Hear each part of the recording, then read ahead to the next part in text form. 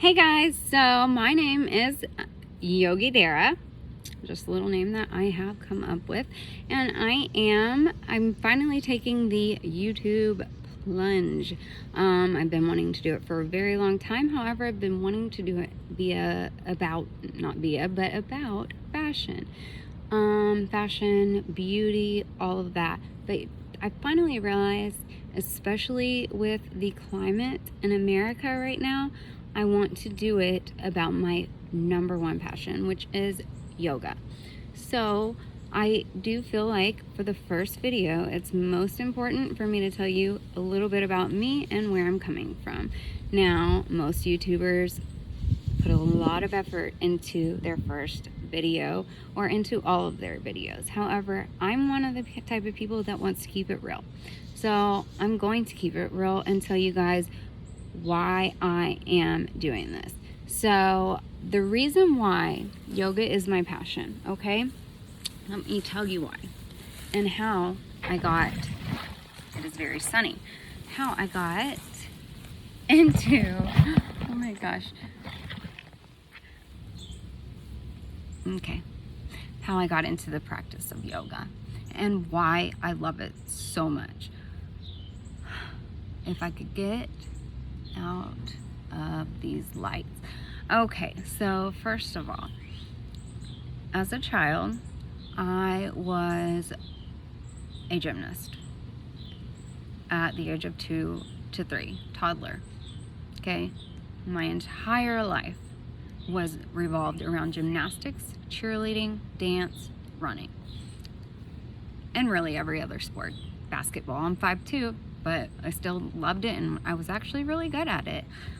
So anyways, I will say that my number one passion until the day that I die, and until the day I get to heaven, I know I'm going to be flipping all around because I had to stop. So it's a very sad story, but it's also a story of hope, and basically I hope to give somebody some inspiration that if your dream dies, you can still find something that can replace that, and you don't have to go into this deep depression like I did.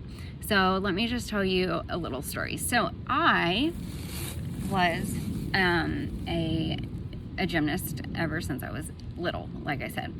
And I even trained at Bello Crowley's gym by invitation. And if you're not familiar with Bello Crowley, he is the Olympic gymnast coach. And so I trained there, and I had tendonitis on my shoulder, and I was still so awesome. I'm just gonna say that because I'm not awesome now. I can't even do any gymnastics. I can do the splits, okay, and a one-handed back bend, and I'll get to that later. But anyways, so what happened is when I was 18 in 2005, the day after prom, I had shoulder surgery, reconstructive, because my dream came to a halt and I was not done. So I chose to have this surgery, and I felt like it would give me my life back and I would be able to be a gymnast again and continue my dream. Well, it didn't happen that way. I had reconstructive shoulder surgery. I have 2 scars. Obviously, this was 15 years ago. It worked for about 2 years. I didn't have my shoulder dislocate, but I have heel sacks, and so I'm not sure what happened. Obviously, at 18, you just think, okay, I have a hurt shoulder, and I just need to get it fixed, and then I'm better. And that's what I thought. So I don't even know what they did. I just know it was reconstructive shoulder surgery, okay? So because it had continuously popped out of socket all the time, and it would pop out this way. That's also very scary when you're swimming, okay? Because if your shoulder pops out of socket, you're gonna drown. That's scary too. So anyways, I had the surgery, worked for about 2 years, and then it started happening again. And I was devastated. I was a sprinter. I was a runner. I was a gymnast, dancer. I will post videos, and you guys, I'm telling you, I was a star, and I am not anymore. So that just goes to show you guys that you can replace. You don't have to jump into this deep depression. So anyways, what happened is I started picking up running. Well, at 5 years old, I was diagnosed. Of course, they do those screenings in school. I was diagnosed with scoliosis, and the basic prognosis was, and what I needed to do was have a rod put in my back. As a gymnast, and I think I was about 7 when they finally said that. As a gymnast who was at a level that people 5 years older than me were not at, and that was not an option. And so I never went back to that doctor. I never went back about anything about my back. Now I have a 20-degree S-curve in my back. And so I started picking up running, and finally in 2016 I had to have a discectomy. I had gone to so many doctors, and they said, you have to stop running, you have to stop running, you have to stop running. Finally I found many herniations, but they wanted to do as little as possible, so they did a herniated they took my herniated disc out, so a discectomy, and then replaced with a titanium disc LDR Mobi C. And what that is or what else they did is they took out the tendon, because my herniated disc was actually cutting through the tendon and towards the spinal cord. Now, I would have done this video differently if the climate in America was not how it is. Today is June 2nd, and I am devastated. And yoga is all about peace and love and sharing that light and love with other people, but it's also about a practice too. So I had tried yoga before at so many different places, and I was like, this is stupid. I'm not doing anything, because I was used to this adrenaline rush, and I was not getting it.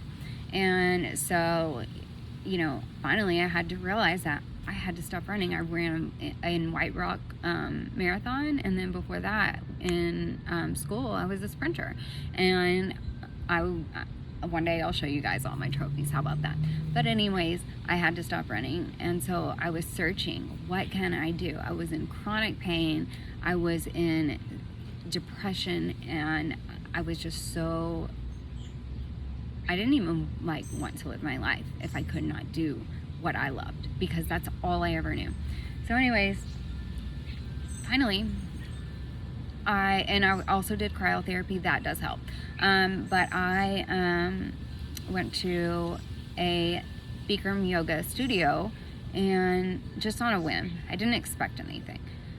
I just was gonna try it. And Lyra and all of that, hoop, pole dancing, dance, all of that were things that I was going to try, which I did. But when I went to this one yoga studio, I was stuck from that day. I never stopped. And it was Bikram yoga, so it's 100, 102 for and then 60% humidity. And that probably sounds kind of like torture, but if you think about it, what do we do before we work out? We warm up. So how does that not make sense?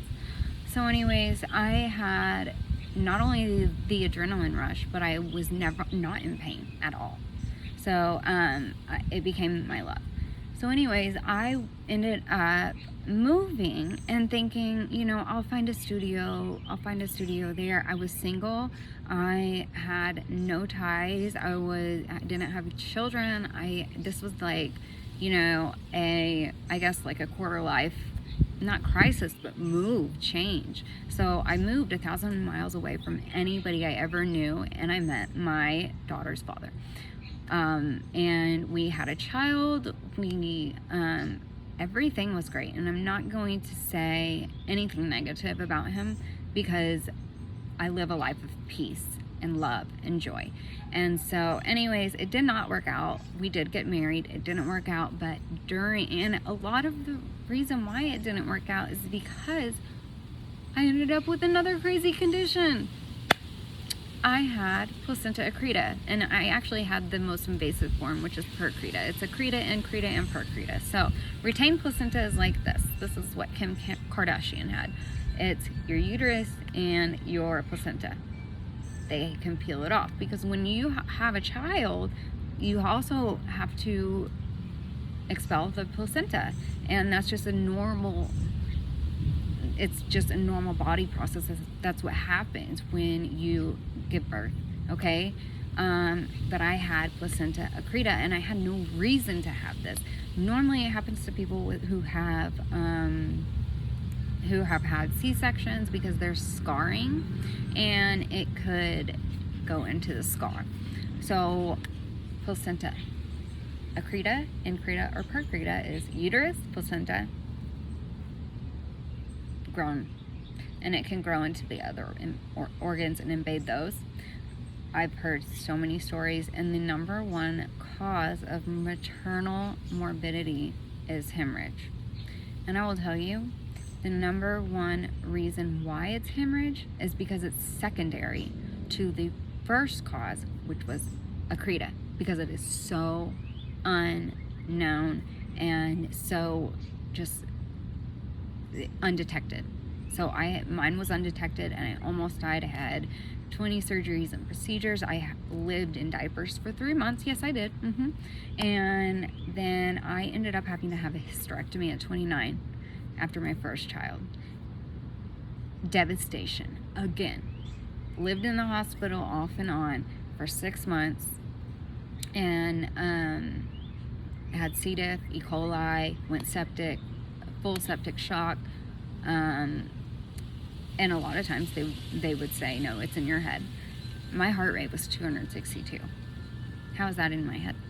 So anyways, all of that happened, and then finally I didn't want to live anymore. I didn't want to do anything anymore. I lost everything in the past, and now I've lost my uterus. I'm mourning all of my talent, and then on top of that, now I'm mourning the loss of my family together. You will see my daughter, obviously, but I'm mourning the loss of the marriage. I'm mourning the loss of my uterus. I'm mourning the loss of my ability to do anything. I had to relearn how to walk. My body completely atrophied. So for 2 years, I was just in this deep, deep, deep depression. My daughter's 2.5, so you will definitely see her, because she is my world, and she is the reason why I didn't let go. And so finally I went, and I wasn't strong enough yet to do it, but I did what I could. And then I kept going back, and I regained my muscle. And that, you guys, that's kind of a lot for me just restarting. And so I am now a yogi, and I think there's a big stigma about yoga because of how there is a division in our country, not just with race, but also other countries, okay? So I will not tell you to practice a certain belief system, but I want to guide you guys through this practice. I want to give you some knowledge. If you already know it, if you haven't ever tried it, whatever the situation may be, I want to help you, and I want to guide you, practice together virtually, and answer any of the questions that you guys have, because I had them too, and I am so blessed and honored to have had this opportunity to finally understand not just the physical side of it, but the mental, emotional, mindful aspect of this practice. So I am going to stop this video here. There is a lot more to my story. You may hear it, you may not. It just depends. But I feel like today, with the climate of this country, it is very important that I give my first autobiography YouTube today and start it now so that I can start teaching and preaching tomorrow. Have a good day. Love you.